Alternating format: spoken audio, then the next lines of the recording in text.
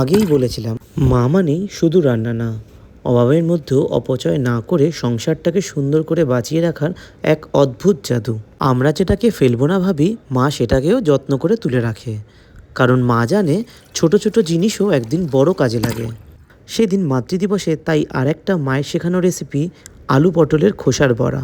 গরম ভাত, সামান্য ঘি আর কাঁচা লঙ্কার সাথে এই বড়াগুলো খেতে যেন একদম ছোটবেলার স্বাদ মনে করে দেয়।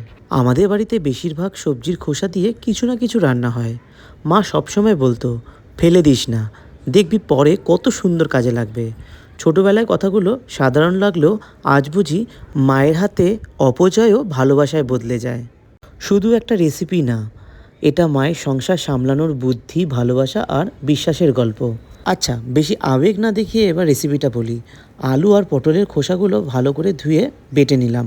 তার সাথে দিয়ে দিলাম রসুন, আদা, কাঁচা লঙ্কা বাটা, স্বাদমতো নুন, 2 চামচ কর্নফ্লাওয়ার, 3 চামচ বেসন, 3 চামচ ময়দা, একটু হলুদ গুঁড়ো, সামান্য চিনি আর হালকা গরম জল। সব ভালো করে মেখে নিয়ে কড়াইতে গরম তেলে গোল গোল করে ছেড়ে দিলাম।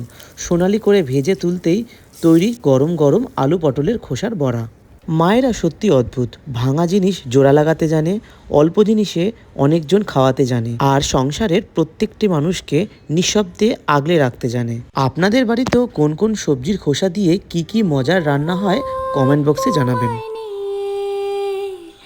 ব্যস্ত যখন অন্য কিছু আমি শুনতে না পাই, তোমার ঘুমের পর্দা সরাও, বৃষ্টি হব আমি জানলা পারে।